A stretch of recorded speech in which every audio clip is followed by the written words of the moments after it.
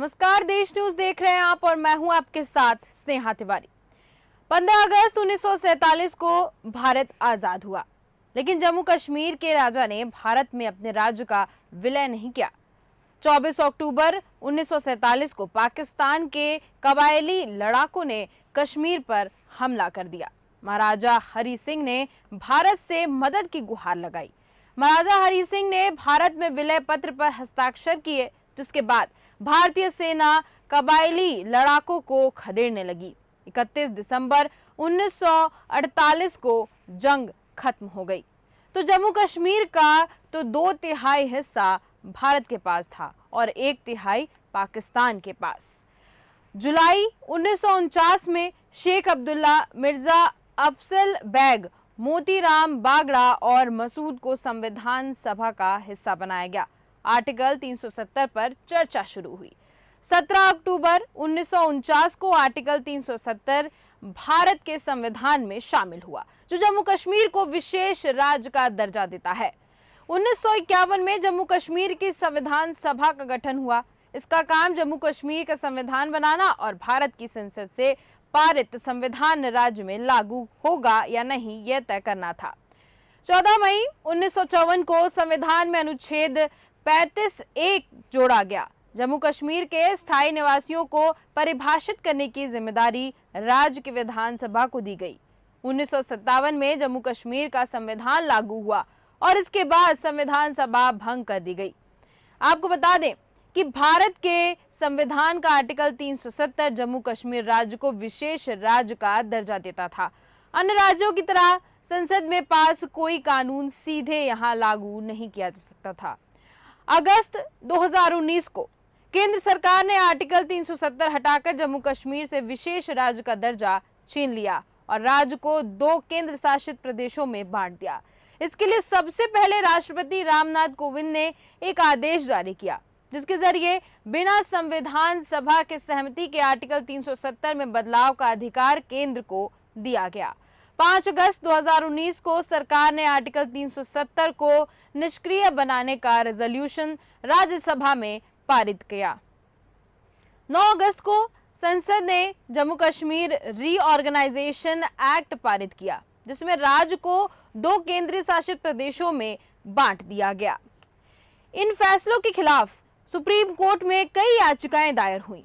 28 अगस्त 2019 को उस वक्त के चीफ जस्टिस रंजन गोगोई ने इसे 5 जजों की संविधान पीठ को भेज दिया।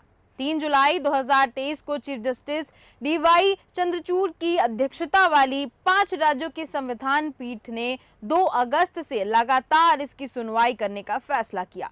जम्मू कश्मीर से आर्टिकल 370 को खत्म करने के खिलाफ दाखिल याचिकाओं पर सुप्रीम कोर्ट ने 12वें दिन सुनवाई की। इस दौरान केंद्र ने कोर्ट को बताया कि जम्मू कश्मीर को 2 अलग यूनियन टेरिटरी में बांटने का कदम अस्थायी है। लद्दाख केंद्र शासित प्रदेश ही रहेगा, लेकिन जम्मू कश्मीर को जल्द फिर से राज्य बना दिया जाएगा। सुप्रीम कोर्ट ने कहा कि वह राष्ट्रीय हित में जम्मू कश्मीर को 2 अलग अलग यूनियन टेरिटरी में बांटने के केंद्र के फैसले को स्वीकृति देने के इच्छुक है। कोर्ट ने केंद्र से सवाल किया कि जम्मू कश्मीर को यूनियन टेरिटरी बनाने का कदम कितना अस्थायी है और उसे वापस राज्य का दर्जा देने के लिए क्या समय सीमा सोच रखी गई है, इसकी जानकारी दें। यह भी बताया कि वहां चुनाव कब कराएंगे। तो कोर्ट ने आर्टिकल 35(a) को नागरिकों के अधिकारों का हनन करने वाला आर्टिकल बताया था। CJI DY चंद्रचूड़ ने कहा कि संविधान के अनुच्छेद 35(a) के तहत जम्मू कश्मीर के लोगों को विशेष अधिकार मिले थे, लेकिन इसी आर्टिकल के कारण देश के लोगों ने 3 बुनियादी अधिकार छीन लिए गए। इस आर्टिकल की वजह से अन्य राज्यों के लोगों के कश्मीर में नौकरी करने, जमीन खरीदने और बसने के अधिकारों का हनन हुआ। वहीं केंद्र की तरफ से सॉलिसिटर जनरल तुषार मेहता ने बताया कि फरवरी 2019 को पुलवामा आतंकी हमला हुआ था, जिसमें 40 जवान शहीद हो चुके थे। इसी हमले के बाद केंद्र को जम्मू कश्मीर का विशेष दर्जा खत्म करने और उसे पूरी तरह भारतीय गणराज्य में मिलाने के बारे में सोचना पड़ा। तुषार मेहता ने कहा कि आर्टिकल 370 लागू होने की वजह से जम्मू कश्मीर में केंद्र के कई कानून लागू नहीं हो पाते थे। देश के संविधान में शिक्षा का अधिकार जोड़ा गया, लेकिन 370 की वजह से यह लागू नहीं हो पाया। आर्टिकल 370 हटने के बाद जम्मू कश्मीर के लोगों को बराबरी पर लाया गया। उन्होंने कहा कि अब वहां केंद्र के कानून लागू हो रहे हैं, बिजनेसमैन वहां इन्वेस्टमेंट करना चाहते हैं, टूरिज्म भी बढ़ रहा है। पहले वहां हाई कोर्ट के जज राज्य के संविधान की शपथ लेते थे, अब उन पर देश का संविधान लागू करने का दायित्व है। आर्टिकल 370 से जुड़ी याचिकाओं की सुनवाई CJI DY Chandrachud, justice Sanjay Kishan Kaul, justice Sanjiv Khanna, justice BR Gavai और जस्टिस सूर्यकांत की बेंच कर रही है। सोमवार की सुनवाई शुरू होते ही सबसे पहले सीजीआई ने जम्मू कश्मीर के एजुकेशन विभाग से सस्पेंड किए गए लेक्चरर जहूर अहमद भट्ट के बारे में बात की। याचिकाकर्ताओं के वकील कपिल सिब्बल ने कोर्ट को इस बात की जानकारी दी थी कि जहूर भट्ट 23 अगस्त को कुछ देर के लिए कोर्ट आए थे और 25 अगस्त को उन्हें सस्पेंड कर दिया गया। इस पर जजों ने चिंता जाहिर की कि कहीं जहूर से बदला लेने की नीयत से तो ये ऐसा नहीं किया गया है। सीजीआई ने जनरल तुषार मेहता को निर्देश दिया कि वह जम्मू कश्मीर के उपराज्यपाल मनोज सिन्हा से बात करें और पता लगाएं कि आर्टिकल 370 हटाए जाने के खिलाफ कोर्ट में दलीलें देने के कुछ दिन बाद ही भट्ट को पद से क्यों हटाया गया। इसमें जनरल तुषार मेहता ने तर्क दिया कि जम्मू कश्मीर इकलौती रियासत थी जिसका संविधान था और वो भी गलत था। उन्होंने कहा कि जम्मू कश्मीर के 4 प्रतिनिधि थे, जिनमें लेफ्टिनेंट शेख अब्दुल्ला भी थे। कई रियासतों ने भारत के संविधान को स्वीकार करने में राजमंदी दिखाई, जबकि जम्मू कश्मीर ने कहा कि हम संविधान बनाने में भागीदारी करेंगे। संविधान बनाते समय एक सामान्य स्थिति का लक्ष्य था। संघ के एक हिस्से को बाकी सदस्यों को मिले अधिकारों से वंचित नहीं किया जा सकता था। और केंद्र ने सुनवाई के दौरान सुप्रीम कोर्ट को बताया कि उसका नॉर्थ ईस्ट राज्यों को मिले स्पेशल स्टेटस को खत्म करने का कोई इरादा नहीं है। केंद्र की तरफ से जनरल तुषार मेहता ने वकील मनीष तिवारी की दलीलों के जवाब दिए। दरअसल मनीष तिवारी ने कहा था कि जम्मू कश्मीर पर लागू संविधान के भाग 21 में निहित प्रावधानों के अलावा नॉर्थ ईस्ट को नियंत्रण करने वाले अन्य विशेष प्रावधान भी हैं। तो सुप्रीम कोर्ट ने कहा कि जब केंद्र ने कहा है कि उसका ऐसा कोई इरादा नहीं है, तो हमें संदेह कैसा। आर्टिकल 370 की सुनवाई के 8वें दिन याचिकाकर्ता की ओर से पेश वकील दिनेश द्विवेदी ने तर्क दिया। कश्मीर में जो आर्टिकल 370 लागू की गई वह 1957 में जम्मू कश्मीर का संविधान बनने तक थी। संविधान सभा भंग होते ही ये अपने आप खत्म हो गई। इस पर सीजीआई ने कहा कि आर्टिकल 370 की ऐसी कौन सी विशेषताएं हैं जो दर्शाती हैं कि जम्मू कश्मीर संविधान बनने के बाद इसका अस्तित्व समाप्त हो जाएगा। इसका मतलब है भारत का संविधान जम्मू कश्मीर पर लागू होने के मामले में 1957 तक ही स्थिर रहेगा। इसलिए आपके अनुसार भारतीय संविधान में कोई भी आगे का विकास जम्मू कश्मीर पर बिल्कुल भी लागू नहीं हो सकता है। इसे कैसे स्वीकार किया जा सकता है? आर्टिकल 370 की सुनवाई में 7वें दिन सीनियर एडवोकेट दुष्यंत दवे, शेखर नाफड़े और दिनेश द्विवेदी ने पीठ के समक्ष अपनी दलीलें रखी। दवे ने दलील दी कि आर्टिकल 370 को आर्टिकल 370(3) का इस्तेमाल करके खत्म नहीं किया जा सकता था। इस पर कोर्ट ने कहा कि आर्टिकल 370 को खत्म किए जाने में अगर संवैधानिक प्रक्रिया का उल्लंघन हुआ है तभी इसे चुनौती दी जा सकती है। हम इस आधार पर बहस नहीं कर सकते हैं कि इसको हटाने के पीछे सरकार की मंशा क्या थी। आर्टिकल 370 की सुनवाई में 6वें दिन जम्मू कश्मीर पीपुल्स कॉन्फ्रेंस के वकील राजीव धवन ने कहा था कि जम्मू कश्मीर को 2 केंद्र शासित प्रदेशों में परिवर्तित करते समय संविधान के अनुच्छेद 239(a) का पालन नहीं किया गया है। और ऐसे बहुत से सवाल जो हैं जहन में उठ रहे हैं और हम जानना चाहेंगे इन सारे सवालों के जवाब। हमारे साथ फोन लाइन पे कनेक्ट हो चुके हैं देश न्यूज के एडिटर सूरज पाठक जी। सर बहुत बहुत स्वागत है आपका देश न्यूज पर। जी स्नेहा, धन्यवाद। सर मैं आपसे जानना चाहती हूँ कि जैसा कि 370 जो है वो जम्मू कश्मीर से हटाया गया। अब ऐसा हो रहा है कि उसको वापस लाने की बात की जा रही है। आप इस पे क्या कहना चाहेंगे? देखिए स्नेहा, सबसे पहले तो ये जानना होगा कि इसका इतिहास क्या है। जी। और 1954 के बाद धारा 370 को लेकर कई तरह की बातें हुई हैं। हम्म। और जब केंद्र की भाजपा नीति मोदी सरकार ने कश्मीर से 370 हटाया तो उसके बाद में दोबारा 370 लागू करने के लिए एक नई बहस छिड़ी हुई है कि कश्मीर में फिर से धारा 370 लागू की जाए। कई बिल्कुल। लोगों का पक्ष है, जिस तरह से केंद्र सरकार का कहना है और ये भी कहा गया है कि भारत में रहने वाले जो भारतीय नागरिक हैं हम्म।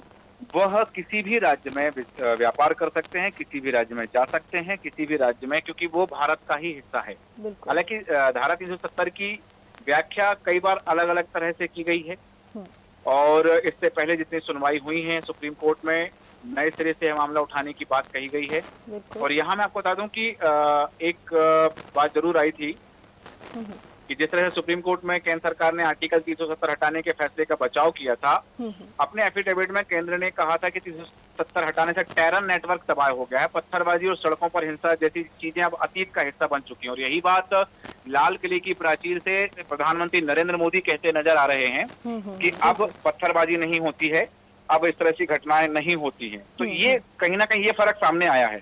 बिल्कुल बिल्कुल। सूरज जी, मैं ये जानना चाहूंगी, जैसे कि आपने कहा कि नरेंद्र मोदी ने लाल किले पर से ऐसा कहा है कि पत्थरबाजी नहीं हो रही है, या फिर ऐसी तमाम खबरें सामने आई हैं जिसमें कहा गया है कि कश्मीर में अब आतंकवाद खत्म हो चुका है, बहुत कम परसेंटेज बचे हैं।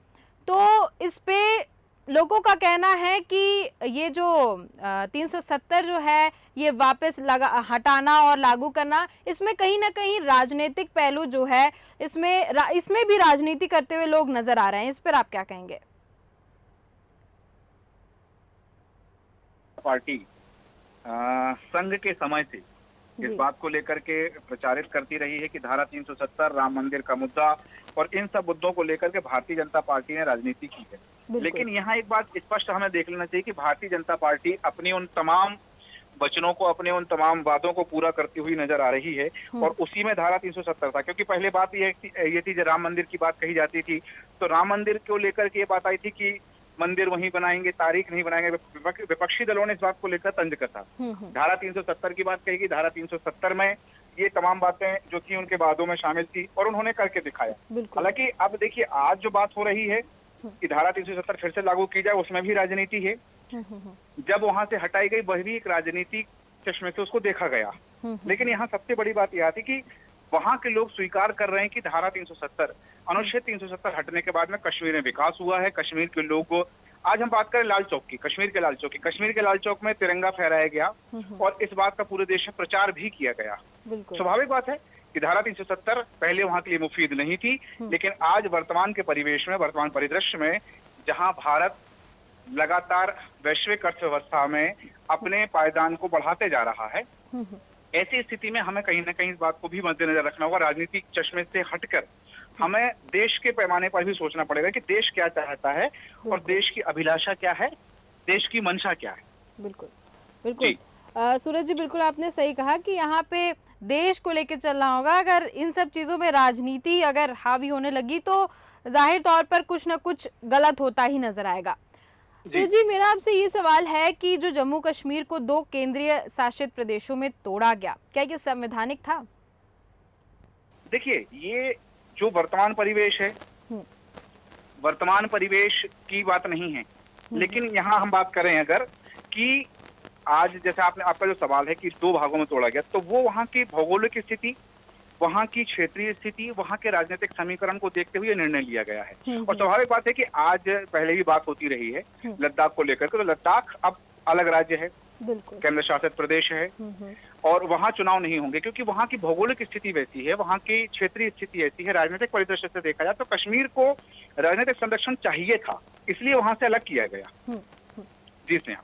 ठीक है, तो आपका इसमें मैं ओपिनियन लेना चाहती हूँ सर, कि जैसा कि 370 अब वापस से लागू करने की बात हो रही है, आपको क्या लगता है कि कश्मीर की जो जनता है, जम्मू कश्मीर की, वो क्या चाहती है ग्राउंड लेवल पे, अगर आपको इसकी कुछ जानकारी हो तो? देखिए, मैं बताना आपको चाहूंगा कि केवल कश्मीर, धारा 370 को लेकर केवल कश्मीर नहीं, भारत के दूसरे भी राज्य हैं जहां धारा 370 लागू है। केवल कश्मीर नहीं है, कश्मीर से हटाई गई है, और दूसरे राज्य हैं जहां धारा 370 लागू है, वहां तो विवाद नहीं है। विवाद कहाँ, कश्मीर अकेले में विवाद हो रहा है। और क्यों हो रहा है? क्योंकि उसे वहां के स्थानीय क्षेत्रीय राजनीतिक दल अपनी राजनीतिक रोटियां सेकने के लिए इस बात को हवा दे रहे हैं। अरुणाचल में कभी इस बात की चर्चा नहीं होती, गोवा में कभी इस बात की चर्चा नहीं होती है, लेकिन चर्चा होती है कश्मीर में। बिल्कुल बिल्कुल, बिल्कुल। क्यों? क्योंकि वहां सियासी चश्मे, यदि हम बात करें नागरिकों की, तो क्योंकि कश्मीर से लगा हुआ पीओके है। यह एक बड़ा सवाल और बड़ी बात यह है कि वहां पर अंतर्राष्ट्रीय दृष्टि से हमें उसे देखा जाना चाहिए। हमें भारत के परिदृश्य में देखा जाना चाहिए, अक्षुण्ण भारत के परिदृश्य में देखा जाना चाहिए। आपको याद होगा कि जब नए संसद भवन का उद्घाटन हुआ तो संसद में अखंड भारत का नक्शा लगाया गया। बिल्कुल बिल्कुल। उस पर विवाद हुआ, पड़ोसी देशों में उस पर आपत्ति जताई गई, चाहे हम चाइना की बात करें, नेपाल की बात करें, तो उन देशों ने आपत्ति। लेकिन आज यदि हम प्रभुत्व संपन्न की बात करें तो भारत एक बढ़ती हुई अर्थव्यवस्था है। भारत आज कल की ही रिपोर्ट में हम जैसा कि देख रहे थे कि कल जो रिपोर्ट जारी हुई है वैश्विक स्तर पर कि भारत बढ़ती हुई शक्तियों में से एक है। और जैसे कि कहा जाता है ना कि भारत विश्वगुरु बनने की दिशा में आगे कदम बढ़ा रहा है, तो वो दिन दूर नहीं यदि इस नीति और रीति पर यदि चले तो भारत में और भारत विश्वगुरु बनने की दिशा में आगे जरूर बढ़ेगा। और कश्मीरियों का स्थानीय स्तर पर यदि मानना है तो स्थानीय स्तर पर कश्मीरी निश्चित रूप से इस बात से संतुष्ट हैं कि वो वहां पर धारा 370 को जो हट गई है उसी स्थिति में रखना चाहते हैं। बिल्कुल बिल्कुल जी सूरज जी, जैसा कि आपने कहा कि जो कश्मीरी हैं वो चाहते हैं कि धारा 370 जो हट गई है उनके लिए बिल्कुल सही साबित हुई है। ये आपने बिल्कुल सही कहा, क्योंकि अब जो कश्मीर में डेवलपमेंट देखने को मिल रहा है, चाहे हम वो टूरिज्म की बात करें या फिर हम और भी वहाँ पे बिजनेसमैन इन्वेस्ट करना चाहते हैं, बहुत सी ऐसी तमाम चीज़ें हैं जो वहाँ पे लोग कर पा रहे हैं, जिसकी वजह से उस स्टेट का डेवलपमेंट हो सकता है। तो ये बात आपकी बिल्कुल सही है कि जो कश्मीरी हैं वो चाहते हैं कि 370 जो है वो हटी रहे। सूरज जी, बहुत बहुत धन्यवाद हमारे साथ जुड़ने के लिए और इन तमाम सवालों के जवाब देने के लिए। तो हमारे साथ थे देश न्यूज़ की एडिटर सूरज पाठक जी।